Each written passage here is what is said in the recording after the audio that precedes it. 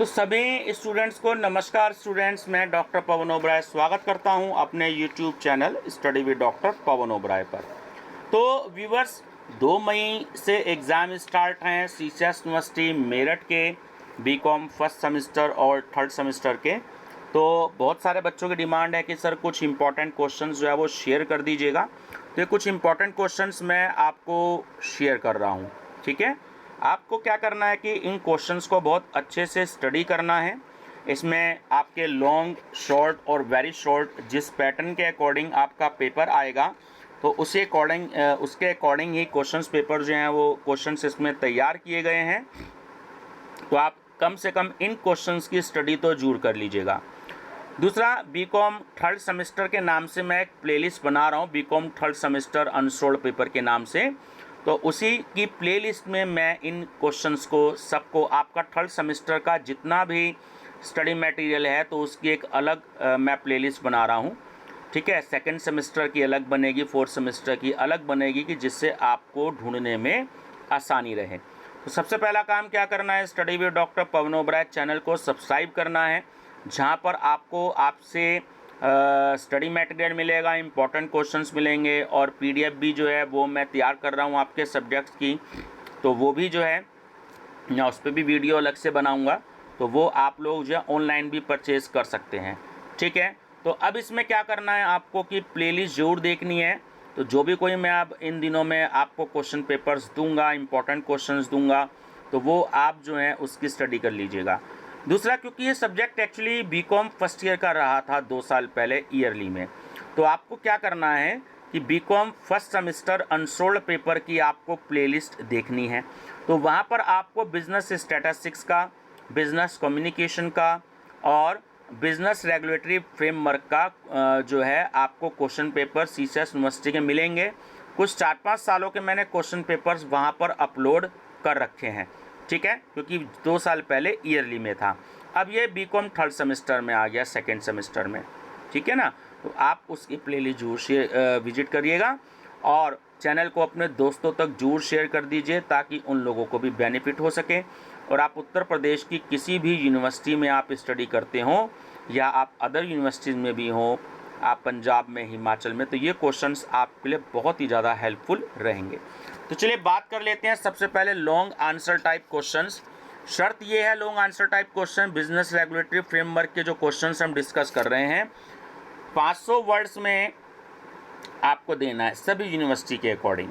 यानी कि A4 size sheet जो आपको मिलती है ना एग्ज़ाम में, तो आपको 5 से 6 पेज लिखने, यानी 3 खड़े पन्ने जो हैं, आप उसको फ्रंट साइड और बैक साइड से काउंटिंग करेंगे तो 3 खड़े पन्ने आपके, वो 6 पेजेस आपके बनेंगे। तो आपको आंसर उसके अकॉर्डिंग देना है, ठीक है, ध्यान रखिएगा। नंबर फर्स्ट है, Indian mercantile law is based on English law, do you agree with this statement, explain the sources of Indian mercantile law. भारतीय व्यापारिक कानून अंग्रेजी कानून पर आधारित है, क्या आप इस कथन से सहमत हैं? भारतीय व्यापारिक विधि के स्रोतों की व्याख्या कीजिए। 2, व्हाट डू यू मीन या understand by Indian contract act, is this act adequate?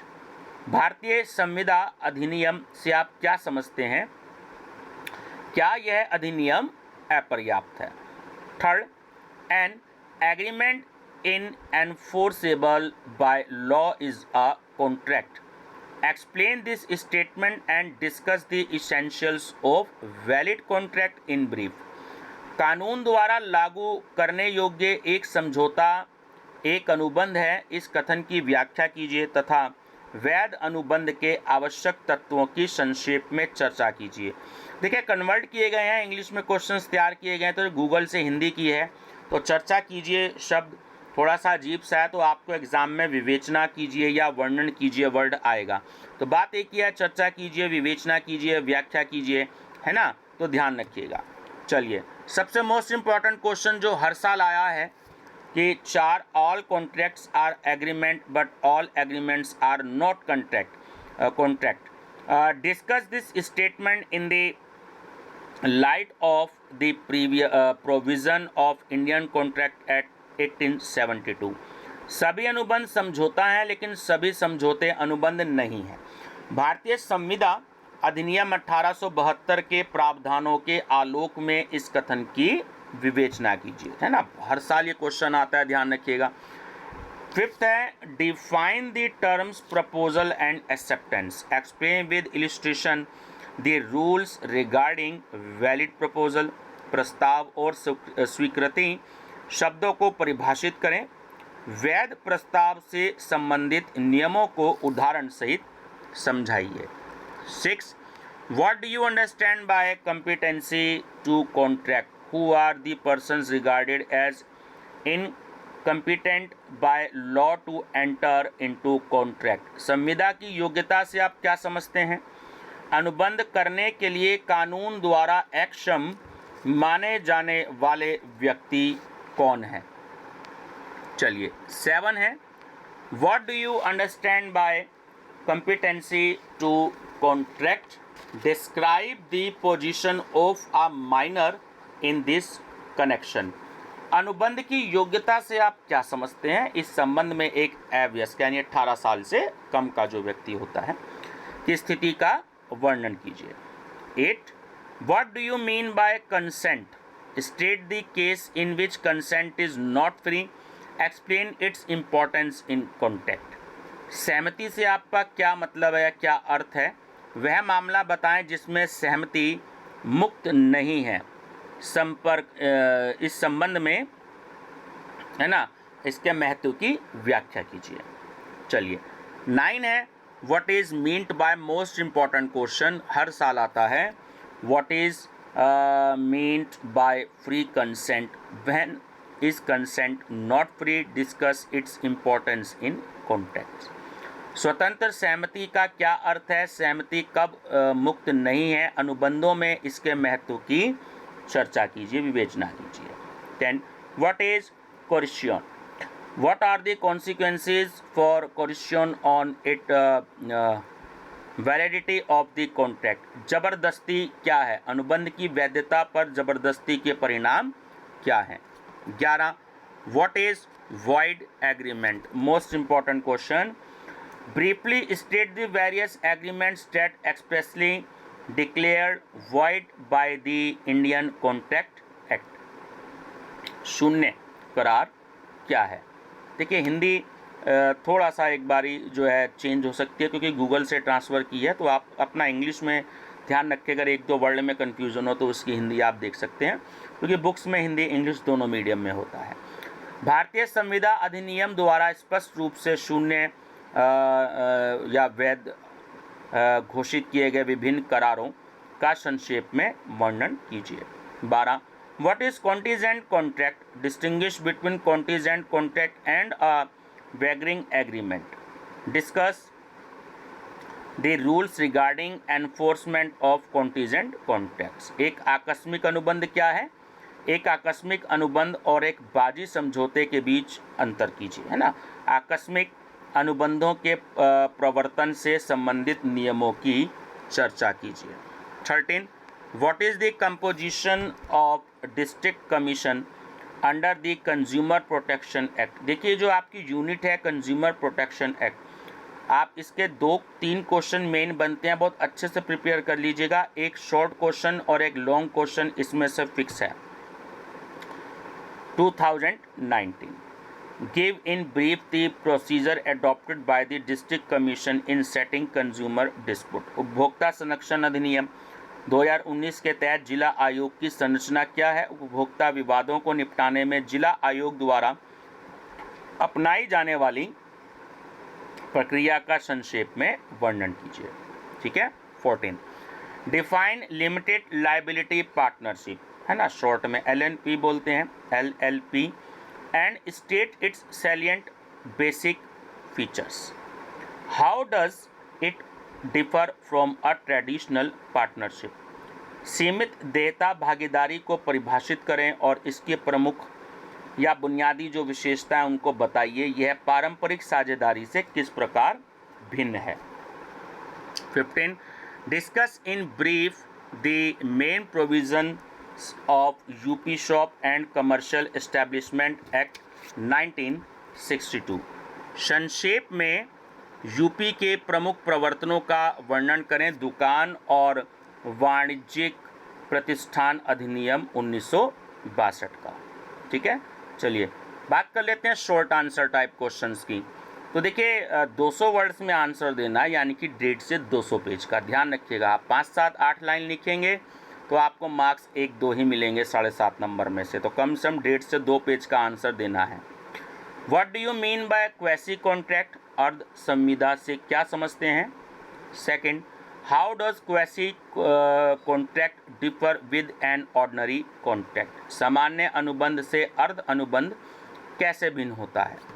Third, mention the types of quasi contract. अर्ध संविदा के प्रकारों का उल्लेख कीजिए।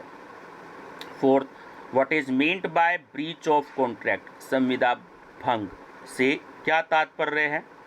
Fifth, what are the remedies against breach of contract? Describe them. अनुबंध के उल्लंघन के खिलाफ उपाय क्या है, उसका वर्णन करें। Six, define a contract of guarantee. Guarantee अनुबंध को परिभाषित कीजिए। Seven, under what circumstances a guarantee becomes invalid? किन परिस्थितियों में गारंटी अमान्य हो जाती है? Eight, distinguish between a contract of indemnity and that of guarantee. क्षतिपूर्ति के अनुबंध और गारंटी के अनुबंध के बीच अंतर कीजिए। Ninth, what is the difference between pledge and payment? गिरवी और जमानत में क्या अंतर है? Tenth, discuss briefly the rights and duties of pawning. गिरवी रख लेने वाले अधिकारों के अधिकारों और कर्तव्यों की संक्षेप में चर्चा कीजिए। ठीक है, चलिए कुछ very short answer type questions हैं, उसको देख लेते हैं। क्या क्या क्वेश्चंस आए थे? इनका आंसर आपको 75 वर्ड से ज़्यादा नहीं देना, यानी कि लगभग 8 से 10 लाइन के आसपास, क्योंकि एक लाइन में नॉर्मली हैंड राइटिंग में लगभग 8 से 10 वर्ड्स आते हैं ना, तो 8 से 10 लाइन, ज़्यादा नहीं। What is meant by contract of sale? बिक्री के अनुबंध का क्या अर्थ है? Second, how is sales distinguish from an agreement to sale? बेचने वाले के समझौते की बिक्री को कैसे अलग किया जाता है? Third, distinguish between conditions and warranty. शर्तों और वारंटी में अंतर स्पष्ट कीजिए। State the various conditions and warranties implied in a contract of sale of goods. माल की बिक्री के अनुबंध में निहित विभिन्न शर्तों और वारंटियों को बताएं। Fifth, what do you mean by sale by auction? नीलामी द्वारा बिक्री से आप क्या समझते हैं? Six, discuss the rules regarding auction sale. नीलामी बिक्री से संबंधित नियमों की चर्चा कीजिए। Seventh, what is hire purchase agreement? किराया खरीद समझौता क्या है? और eighth, distinguish between hire purchase agreement and sale. किराया खरीद समझौते और बिक्री के बीच अंतर कीजिए। ये स्टूडेंट्स जो एग्ज़ाम में आए हुए क्वेश्चंस हैं, तो उनको मैंने एक जगह कर दिया है, आपको बहुत हेल्प मिलेगी।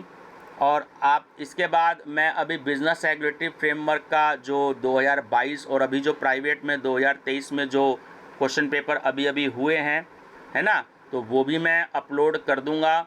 उनको भी मैं बीकॉम थर्ड सेमेस्टर की जो है प्लेलिस्ट में अब मैं ऐड कर दूंगा, यानी B Com third semester unsolved paper के नाम से प्लेलिस्ट बनेगी। आप उसको विजिट करिएगा, आपको काफ़ी हेल्प मिलेगी। चैनल पे बने रहिएगा, study with doctor Pawan Oberoi पर। Thank you.